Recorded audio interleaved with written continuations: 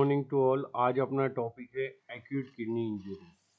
आज अपन acute kidney injury के बारे में पढ़ेंगे, मतलब किडनी के रिलेटेड जो भी चीज़ है उसके बारे में पढ़ेंगे। ठीक है, तो आज का मेन जो टॉपिक है वो है एक्यूट किडनी डिसीज, जिसमें कि कंप्लीट क्लिनिकल एक्सप्लेनेशन मिलेगा आपको, उसके कॉजेस क्या है वो भी मिलेगा, then symptoms, diagnostic and management, nursing care, ये चिप आपको उसमें देखने को मिलेगी। ठीक है, तो what is acute kidney injury. तो एक्यूट किडनी इंजरी क्या है? तो एक्यूट किडनी इंजरी जो है वो sudden decline in the kidney function that develop the over hours to days. मतलब जो किडनी का फंक्शन है उसमें क्या हो जाता, आवर से लेके डे तक काम में रुकावट आ जाती है। ठीक है, resulting a kidney being unable to effectively filter waste product. उसके कारण क्या होता है, जो किडनी है वो अपना काम प्रॉपरली नहीं कर पा रही है, जैसे कि वेस्ट जो है वो प्रोड्यूस हो रहा है जिसको फिल्टर नहीं कर पा रही है, इलेक्ट्रोलाइट्स मेंटेन बैलेंस नहीं रख पा रही है, regular filter level, fluid level भी मेंटेन नहीं कर पा रही है, और एसिड बेस बैलेंस के ऊपर भी कंट्रोल नहीं कर पा रहा है। तो ऐसे कोई चीज़ें किडनी में डेवलप होती है तो उस डेडलाइन या आवर्स के अंदर या और एक डे के अंदर, एक दिन के अंदर या एक घंटे में, तो ऐसे कोई कंडीशन आती है तो उस कंडीशन को बोलते हैं एक्यूट किडनी इंजरी। तो AKI was previously called as acute, पहले उसको एक्यूट रेनियल फेल्यूर बोलते थे ARF, अभी उसको एक्यूट किडनी इंजरी बोलने लगे। क्यों? क्योंकि kidney injury existence spectrum spectrum from the mild dysfunction to complete renal failure. मतलब क्या है कि किडनी इंजरी जो होती है वो कहाँ से, तो छोटे छोटे डिसफंक्शन, मतलब एक एक वर्क बंद करने से या डिसफंक्शन होने से लेके टोटल किडनी फेल्यूर होने तक। ठीक है, तो उसी कंडीशन को बोलते हैं एक्यूट किडनी इंजरी। तो किडनी के क्या काम है, किडनी के क्या फंक्शन है? तो kidney, healthy kidney perform several viral function, जैसे कि जो वेस्ट प्रोडक्ट है, ब्लड से जो वेस्ट प्रोडक्ट निकलता है उसको फिल्टर करना, एक्सिस्ट वाटर, जो एक्सेसिव वाटर है उसको रिमूव कर देना, इलेक्ट्रोलाइट जैसे सोडियम, पोटेशियम, कैल्शियम, मिनरल्स, उसको मेंटेन करना, इलेक्ट्रोलाइट्स को मेंटेन करना, देन ब्लड प्रेशर को रेगुलेट करना, देन जो इरेथ्रोपोइटिन आरबीसी प्रोडक्शन है उसको क्या करना, प्रोड्यूस करना। ठीक है, आरबीसी वहाँ पे प्रोड्यूस करना, देन विटामिन डी को एक्टिवेट करना और एसिड बेस बैलेंस को मेंटेन करना।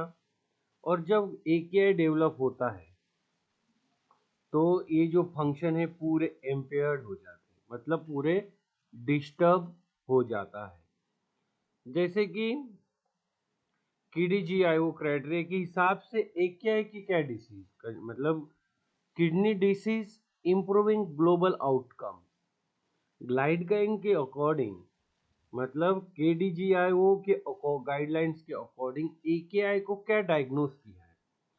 तो एकेआई को टोटल 3 इसमें डायग्नोस किया है, जैसे कि इंक्रीज सीरम लेवल या increase serum creatinine by greater than equal to 0.3 mg per decilitre within 48 hours. 2 दिन के अंदर जो सीरम क्रिएटिनिन लेवल है वो 0.3 से लेके बढ़ गई या उतनी है, तो that is called as a acute kidney injury. Otherwise increase serum creatinine level to 1.5 times baseline within a 7 days। 7 days के अंदर 1.5 टाइम्स ये सीरियम क्रिएटिनिन की लेवल बढ़ चुकी है, तो उस कंडीशन को बोलेंगे acute kidney injury. Otherwise urine output less than 0.5 ml per kg per hour for more than 6 hours. 6 hour से जो यूरिन आउटपुट आप कैलकुलेट कर रहे हैं तो पर आवर से 0.5 ml ही मिल रहा है, तो उस कंडीशन को भी बोलेंगे acute kidney injury. This is a simple definition, ठीक है, किसके अकॉर्डिंग, तो kidney disease improving global outcome. Then epidemiology क्या है, ये जो किडनी होती है मोस्टली हॉस्पिटलाइज पेशेंट को 10 to 20% हॉस्पिटलाइज पेशेंट में पाया जाता है, up to 50% of ICU patient. High mortality in critically ill patients में पाई जाती है। Elderly patient are high risk, जो अर्डरली पेशेंट्स होते हैं वो हाई रिस्क में आते हैं। Then common after the major surgery and sepsis, जो एक्यूट किडनी है वो मोस्टली कॉमन जो होती है, मेजर जो बड़ी बड़ी सर्जरीज होती है या सेप्सिस वाले पेशेंट में होने के चांसेस रहते हैं। Then classification of AKI, AKI को अपन ने जब क्लासिफिकेशन किया तो वो कौन से कैटेगरीज में आती है, तो जैसे कि 3 मेजर कैटेगरीज, पेरिनियल, इंट्रानियल और पोस्टनियल।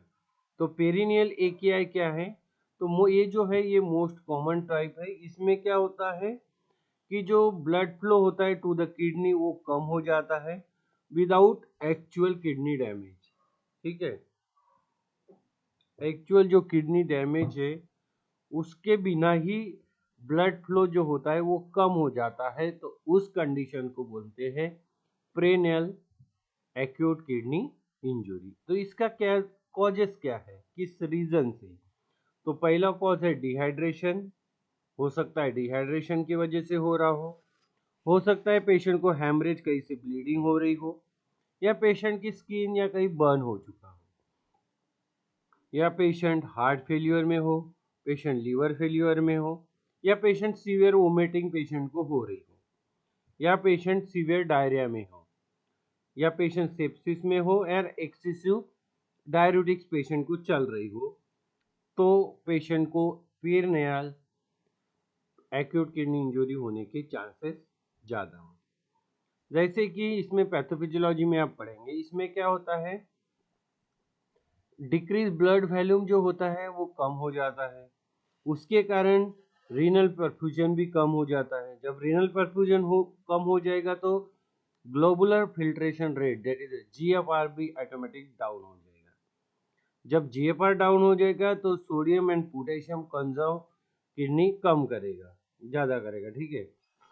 देन उसके बाद उसमें क्या हो रहा है, ये प्रोलॉन्ग बहुत टाइम से हो रहा है तो उसमें एक्यूट ट्यूबुलर नेक्रोसिस होने लगेगा, तो वहाँ पे ऑटोमेटिकली किडनी इंज्योर हो जाएगी। देन सेकंड टाइप है intrinsic, that is a intrarenal acute kidney injury. इसमें क्या होता है, damage occur with in a kidney tissue itself, वो खुद के ही टिश्यू को खुद ही डैमेज करते हैं, ठीक है। हो सकता है उसको न्यूट्रिशन ना मिले, हो सकता है कुछ अदर डैमेज हो, ठीक है। तो इंट्रारेनल एक्यूट किडनी डिमेंजर क्या है, तो damage occur with in a kidney tissue itself, मतलब टिश्यू जो किडनी के टिश्यू है खुद से ही वो टिश्यू क्या कर रहा है, डैमेज कर रहा है। तो इसमें भी टू टाइप्स है, तो पहला टाइप है एक्यूट ट्यूबर नेक्रोसिस, ठीक है, ATN, एक्यूट ट्यूबर नेक्रोसिस। तो ये जो मोस्ट कॉमन इंट्रेंसिक कॉज है, जिसमें कि हो सकता है इश्केमिया पेशेंट को हो सकता है पेशेंट आपका सेप्सिस में हो सकता है पेशेंट को अमाइनोग्लिसोसाइड चल रही हो, या कांस्टेंट डाई हो, या हेवी मेटल्स हो, इसके कारण भी पेशेंट को इंजरी होने के चांसेस रहते हैं। और सेकंड है acute intestinal nephrotics, usually drug induce cause है, ये कॉमन ड्रग जैसे कि ज़्यादा ओवरडोज हो जाता है तो penicillin, non steroid anti inflammatory drugs, या रिफाम्पिसिन, या प्रोटॉन पंप इनहिबिटर, ठीक है। ये ड्रग्स ओवरडोज हो जाएगा तो किडनी को इंजरी होने के चांसेस रहते हैं, तो उस टाइप की इंजरी को बोलते हैं एक्यूट इंटेस्टिशनल नेफ्राइटिस। देन सिम्टम्स इसके मिलते हैं फीवर, रैशेस, या इसिनोफेलिया, ठीक है।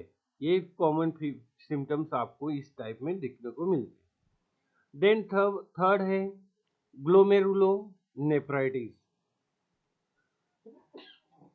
कौन सा नेफ्राइटिस, ग्लोमेरुलोनेफ्राइटिस, नेफ्राइटिस। तो ये क्या है, इसमें क्या होता है, जो ग्लोमेरुलस होते हैं उसमें इन्फ्लामेशन आ जाती है। क्या आ जाती है? इन्फ्लामेशन आ जाती है। जैसे कि इसक्यू क्या कॉजेस है उसका, तो हो सकता है lupus, IgA nephropathy, then post streptococcal infection, post streptococcal infection या वेसुलराइटिस। ठीक है, इसके कारण भी पेशेंट में इन्फ्लामेशन आ सकती है, इन्फेक्शन एंड इन्फ्लामेशन। देन उसमें क्या क्या सिम्टम्स आपको दिखते हुए मिलते हैं, तो पेशेंट में हीमेचूरिया में आ जाता है। ठीक है, यूरिन में आपका पूरा ब्लड ब्लड दिखेगा। देन प्रोटीन यूरिया, देन हो सके पेशेंट हाइपरटेंशन में भी हो। ठीक है, तो ये साइन एंड सिम्टम्स आपको इसमें दिखने को मिलेगी। देन जो थर्ड है वो है पोस्ट रीनल एकिया। ठीक है, occur due to obstruction in urine flow. Urine flow में ऑब्स्ट्रक्शन आता है, उसके वजह से जो किडनी को इंजुरी हो जाती है, उस इंजुरी को बोलते हैं post renal acute kidney injury. इसका कॉजेस जो होता है वो होता है kidney stone, enlarge prostate that is BPH, gall bladder bladder tumour या सर्वाइकल कैंसर, या हो सकता है यूरेथ्रल स्ट्रीचर हो, या हो सकता है पेशेंट में ब्लड क्लॉट हो रहा हो। ठीक है, इसमें से कोई भी कंडीशन आती है तो ये टाइप्स का एक्यूट किडनी इंजरी होने की पेशेंट को चांसेस ज्यादा रहता है। देन जो मोस्ट कॉमन कॉजेस क्या है एकेआई होने के, तो प्रेनेरल में है डिहाइड्रेशन, पेशेंट शॉक में तो नहीं है, या पेशेंट सेप्सिस में नहीं है, या पेशेंट को बर्न तो नहीं है, हार्ट फेलियर नहीं है, लिवर सिरोसिस तो नहीं है, या पेशेंट हेमरेज तो नहीं हो रहा, मतलब ब्लड लॉस तो कहीं से नहीं हो रहा है। ये हो रहा है तो प्रीनेरल एक्यूट किडनी इंजरी होने के चांसेस है। देन इंट्रेमिक या इंट्रारेनल, तो इसमें होता है कॉजेस है उसके कि एक्यूट ट्यूबल नेक्रोसिस तो पेशेंट को नहीं है, या ग्लोमेरुलोनेफ्राइटिस तो नहीं है, या एक्यूट इंटेस्टाइनल नेफ्राइटिस तो नहीं है, या वेस्कुलाइटिस, या टॉक्सिन्स कोई रिमूव तो नहीं हो रहे हैं, या ज़्यादा ही टॉक्सिस ओवरडोज हो चुका है, या कॉन्ट्रैक्ट नेफ्रोपैथी तो नहीं है। और पोस्ट रेनल में पेशेंट को बीपीएच होता है, या स्टोन है, या पेशेंट को ट्यूमर्स है, या न्यूरोलॉजिकल न्यूरोजेनिक कोई ब्लैडर है जिसके कारण वो ब्लॉक हो रहा है, तो भी चांसेस है एकेआई होने। तो ये मोस्टली कॉमन कॉजेस है। देन रिस्क फैक्टर किसको चांसेस है ये कंडीशन या एक्यूट किडनी इंजरी होने के, तो फर्स्ट है डायबिटिक मेलाइटस वाले पेशेंट को जिसको डीएम है, या जिसको शुगर का प्रॉब्लम है, जिसको बीपी का प्रॉब्लम है, जिसकी बीपी बढ़ी हुई रहती है that is hypertension.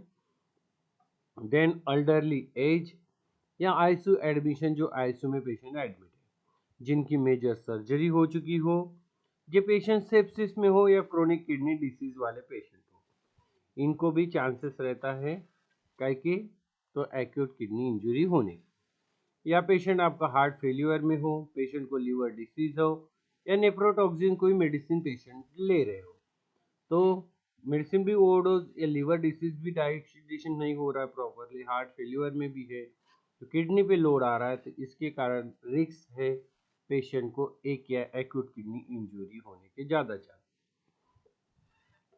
Then acute kidney injury की पैथोफिजियोलॉजी देखो, तो क्या होता है सबसे बड़ी, जब होने के बाद जो रिड्यूस्ड रीनल परफ्यूजन और डायरेक्ट किडनी इंजरी कॉजेस, इसके वजह से क्या होता है जो आपका जीएफआर है ग्लोबुलर फिल्ट्रेशन रेट वो कम हो जाता है। वो कम होने के बाद जो है वेस्ट प्रोडक्ट बाहर नहीं निकल पाते, उसके कारण वही क्या होता है वो अकुमुलेट हो जाते हैं। अकुमुलेट होने के बाद वहाँ पे जो क्रिएटिनिन होती है क्रिएटिनिन की लेवल बढ़ जाती है, यूरिया भी रेज हो जाता है, देन इलेक्ट्रोलाइट्स वहाँ के पूरे टोटल इम्बैलेंस हो जाते हैं। ये होने के बाद वहाँ पे फ्लूइड ओवरलोड हो जाता है। जब ओवरलोड होता है तो ओवरलोड होने के बाद वहाँ मेटाबॉलिक एसिडोसिस में क्रिएट होता है। जब मेटाबॉलिक एसिडोसिस हो जाएगा पूरे बॉडी के ऊपर लोड हो जाएगा, जो मल्टी ऑर्गन वहाँ पे डिसफंक्शन हो जाएंगे, मतलब जिस तरफ से अपना प्रॉपर काम चल रहा था वो काम प्रॉपरली नहीं हो पाएगा, पूरे जो फंक्शन है वो पूरा डिसफंक्शन में कन्वर्ट हो जाएगा। देन साइन एंड सिम्टम्स आपको क्या क्या मिलेंगे, जैसे जनरल साइन एंड सिम्टम्स आप देखे जाएंगे तो उसमें पेशेंट को वीकनेस आएगा, पेशेंट फटिक हो जाएगा, नोशिया होगा, वोमिटिंग लगेगी, लॉस ऑफ एपेटाइट, और पेशेंट मोस्टली कंफ्यूजन में रहेगा। और जब बॉडी में फ्लूइड ओवरलोड हो जाएगा तब पेशेंट को रेनल पीडल एडिमा आ सकता है, पीडल एडिमा, पल्मोनरी एडिमा भी हो, या जुगुलर वेन प्रेशर बढ़ा हो और पेशेंट बॉडी में वेट गेन कर रहा हो। ये भी फ्लूइड ओवरलोड की वजह से साइन एंड सिम्टम्स पेशेंट में आ सकते हैं। यूरिनरी सिम्टम्स क्या क्या पेशेंट को देखने में मिल जाएंगे एक्यूट किडनी इंजरी में, तो हो सकता है ओलिगोयूरिया हो, मतलब यूरिन बहुत कम आ रही हो, less than 400 ml per day एक दिन में, या अनुरिया हो 100 से भी कम, देन हिमेचूरिया हो, या फेमी यूरिन हो। ये भी साइन एंड सिम्टम्स आपको यूरिनरी सिम्टम में मिल जाएगा। अदरवाइज यूरेमिक सिम्टम्स में आपको क्या क्या मिलेंगे, प्रोटीज, पेरिकार्डाइटिस या इंसेफेलोपैथी, ये भी आपको सिम्टम्स मिलने के ज़्यादा चांसेस रहते हैं। देन इलेक्ट्रोल इम्बैलेंस आपके सिम्टम्स देखे, जैसे हाइपरकैलिमिया में देखे तो मसल्स वीकनेस होने लगेगी या अरिथमियाज आने लगेंगी और कार्डियक अरेस्ट में भी पेशेंट को हो सकता है। हाइपोनेट्रियम या सोडियम की लेवल बहुत कम हो जाएगी तो कंफ्यूजन में जाएगा और पेशेंट को सीजर्स आने लगेंगे। जिन स्टेजेस जानो एक ही है कि क्या है, जैसे स्टेज 1 में सीरम क्रिएटिनिन लेवल जो होती है वो होती है 1.5 से लेके 1.9 मल्टीप्लाई बेसलाइन तक, और उसका यूरिन आउटपुट आता है 0.5 ml पर केजी पर आवर्स फॉर 6 to 12 आवर्स। ये है तो आपकी किडनी फर्स्ट स्टेज में है। देन स्टेज 2 में 2 से लेके 2.9 मल्टीप्लाई बेसलाइन क्रिएटिनिन है और जिसका आउटपुट 0.5 ml से लेके पर केजी पर आवर से ग्रेटर देन 12 आवर्स तक है। 12 आवर्स के बाद भी आपका यही आ रहा है तो आपका किडनी सेकंड स्टेज में है। देन किडनी थर्ड स्टेज में तब है जब ग्रेटर देन 3 क्रिएटिनिन लेवल जो है greater than 3 is equal to baseline और डायलिसिस की जरूरत पड़ रही है, और 0.3 ml पर केजी पर आवर्स ग्रेटर देन 24 आवर्स और अनेरुया 12 आवर्स के ऊपर है तो भी आपके पेशेंट को किडनी जो है वो स्टेज 3 में है। ये हो गया आपके stages of kidney. Then diagnosis, कैसे कैसे डायग्नोसिस आप कर सकते हैं एक्यूट किडनी इंजरी के लिए, तो पहले है ब्लड टेस्ट। ब्लड टेस्ट में आपको सीरम क्रिएटिनिन लेवल बढ़ा हुआ मिलेगा। देन आपको ब्लड यूरिया नाइट्रोजन भी टेस्ट करवानी है। देन उसमें इलेक्ट्रोलाइट्स भी पेशेंट को देखने हैं।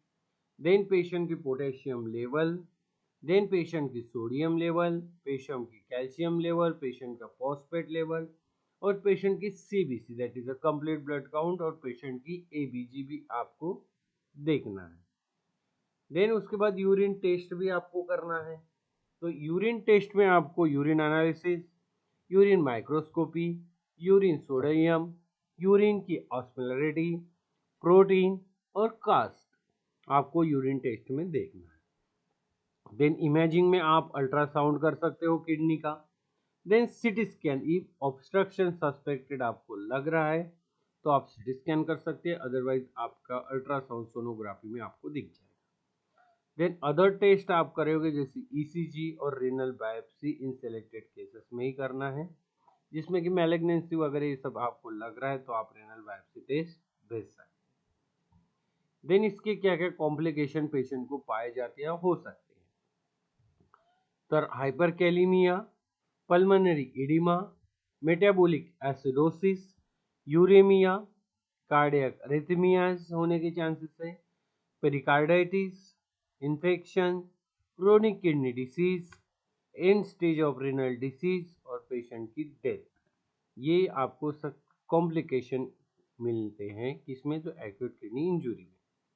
देन मैनेजमेंट आप कैसे कर सकते हैं, इनिशियल मैनेजमेंट में आपको एबीसी असेसमेंट करना है ऑक्सीजन की जरूरत है तो पेशेंट को ऑक्सीजन लगाना है, आईवी एक्सेस लेना है, मल्टी मॉनिटर वाइटल साइंस का मॉनिटर करना है, then strict intake output chart आपको स्ट्रिक्टली मॉनिटर करना है। देन ट्रीट द कॉजेज, जो कॉजेज की सर जैसे प्रीनेनल है, प्रीनेनल रेनल है तो आपको आईवी फ्लूइड्स, शॉक ट्रीट को shock, blood transfusion if needed है तो ब्लड ट्रांसफ्यूजन देना है। इंट्रिंसिक में stop nephrotoxic drugs immediately, treat infection और स्टेरॉइड्स फॉर सिलेक्टेड और ग्लोमेरुलोनेफ्राइटिस। देन पोस्ट रेनल में फोलिस कैथेटर या नेफ्रोटोमी, अदरवाइज यूरेमिक स्टेंट आप डाल सकते हैं, और सर्जरी रिक्वायर्ड है तो आप सर्जरी भी पेशेंट की कर सकते हैं। फ्लूइड मैनेजमेंट आपको करना है, जैसे कि डिहाइड्रेशन हो रहा है तो उसको करेक्ट करना है। Then avoid overload, fluid overload ना हो वो अवॉइड करना है। डेली वेट पेशेंट का लेना है, यूरिन आउटपुट मॉनिटरिंग करना है। देन इलेक्ट्रोलाइट्स मैनेजमेंट में जैसे कि पेशेंट हाइपरकैलेमिया में है तो पेशेंट को calcium gluconate, otherwise insulin plus glucose. Then salbutamol nebulisation, sodium bicarbonate if patient is acidosis और dialysis if severe condition. Then metabolic acidosis में पेशेंट है तो आपको सोडियम बाइकार्बोनेट और डायलिसिस इफ सीवियर है तो। Then medicine, avoid the nephrotoxic drugs जैसे कि non steroidal anti inflammatory drugs, aminoglycosides या कॉन्ट्रैक्ट एजेंट व्हेन पॉसिबल है। देन एसी इनिबिटर, ठीक है, डिपेंडिंग ऑन क्लिनिकल सिचुएशन और adjust dose according to medicine. Indication for dialysis, dialysis के लिए आपको क्या डायट, तो ए पेशेंट आपका एसिडोसिस में नहीं है, severe metabolic acidosis reflected to treatment, पहले से देखना है पेशेंट एसिडोसिस में है। दूसरा उसका देखना है इलेक्ट्रोलाइट इम्बैलेंस तो नहीं है, सीवियर पेशेंट हाइपरकैलेमिया, पोटेशियम की लेवल बहुत ज़्यादा बढ़ गई है। Intoxication, then overload, fluid overload तो नहीं है जिसके कारण परमानेंट एडिमा हो, या यूरेमिक या तो नहीं है इंसेफेलोपैथी।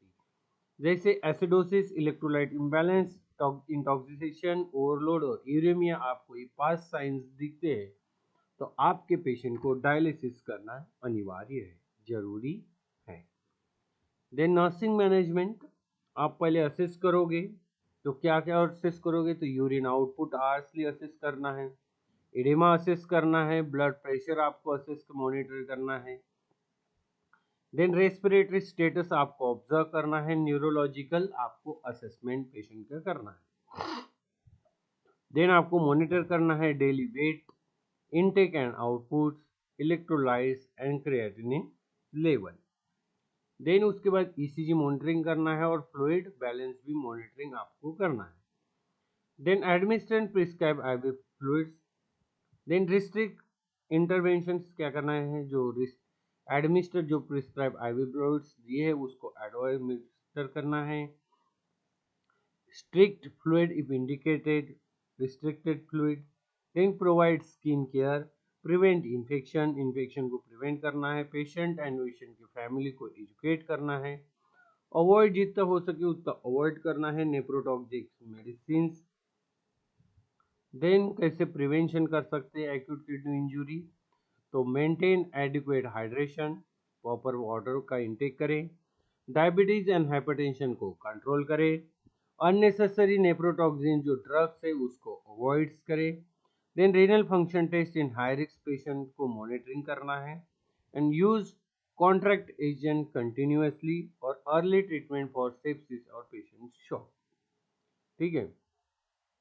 देन इसका प्रोग्नोसिस, जो प्रोग्नोसिस तो प्रॉपरली अपन नहीं बता सकते, बट प्रोग्नोसिस जो होता है वो आउटकम डिपेंड्स होता है उसके causes, severity and speed of treatment के अकॉर्डिंग, ठीक है। माइल्ड एक क्या है तो ऑप्टेन कंप्लीटली रिवर्सिबल होता है, मॉडरेट और सीवियर है तो मे रिक्वायर टेम्पररी डायलिसिस, और क्रिटिकली इल पेशेंट है तो higher risk of prognosis, kidney injury और डेथ भी हो सकती है इफ ट्रीटमेंट वो अपन ने डिले कर दिया तो। बट जो माइल्ड है वो रिवर्स कंप्लीटली रिवर्स हो सकता है, और मॉडरेट टू सीवियर वाले को डायलिसिस लगने के टेम्पररी बेसिस पे और कंप्लीट हील है तो हाई रिस्क है पेशेंट। देन जो कुछ की पॉइंट्स है जी रिमेंबर रखना आपको जरूरी है। तो AKI मतलब क्या होता है? तो AKI is a sudden loss of kidney function developing over a day. Its classification into prerenal, intrarenal and post renal causes. Common warning sign जैसे कि reduce urine output, raise serum creatinine level, fluid overload and electrolyte disturbance, ये common warning sign से AKI की।